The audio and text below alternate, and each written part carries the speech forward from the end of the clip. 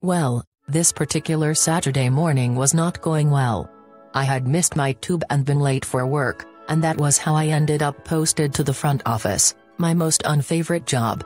Late in the morning, this oldish guy with a young lass breezed in. The young girl was carrying a big balloon, one of those aluminium things which had recently become popular. The word "thank you" was written on the balloon, and this girl was carrying a fancy carrier bag. She was tall and very slim, and, in my mind, they were father and daughter.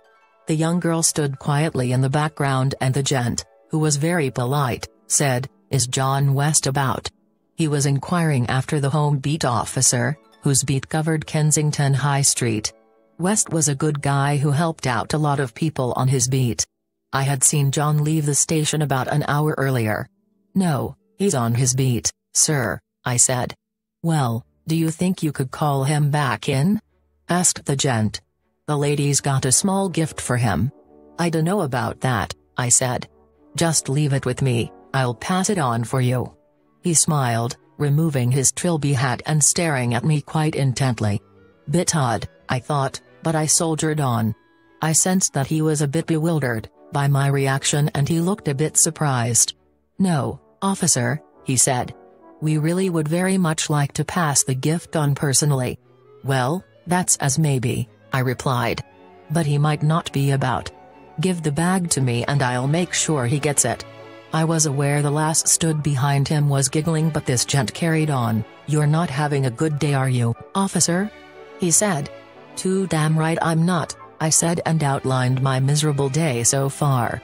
The gent put his hat on the station counter, and began sort of twitching, looking back over his shoulder at the young lady.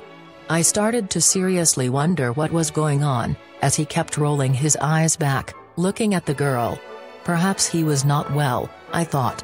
I was just about to indicate that the time might be approaching for the pair to leave the front office, when he said, "I honestly think John would like to receive this gift in person." Again, he was repeatedly glancing over his shoulder. At this point I could see the girl's shoulders shaking with laughter, and I looked at her properly for the first time. It was Princess Diana. I nearly fell through the floor. "Ooh, I'm sorry ma'am," I stumbled. "Never mind," she replied. "Doesn't happen often, but jolly funny when it does." Westy was hastily summoned and arrived to collect his gift. It turned out he had fended off some overzealous traffic warden in the high street. I will never forget the day I met the most famous woman in the world and didn't even recognize her. John rang his mum from the writing room at the Nick that morning, saying, "Guess who I've just met, Mum?" John and his missus still have the aluminium balloon that Princess Diana brought as a thank you gift for him. Those were the days. I was 36 at the time, before mobile phones. But I wouldn't have had the bottle to ask for a photo after blanking her. However, the bosses, when they stopped laughing, said I should have got her to sign the Kensington station office book as a visiting VIP. At that point only Diana's nearest and dearest would have known that her life wasn't such a bed of roses, and that it had not turned out to be all she hoped for. Yet she had done something nice and kind to make a gesture to John, her local bobby, who had helped her out. She didn't have to do that, it was just being decent. Even at a time in her life which must have had more than its fair share of trouble and real despair, she did good stuff. Not just in terms of her causes and charities, but at an ordinary, human level where, if we are honest, few of us bother.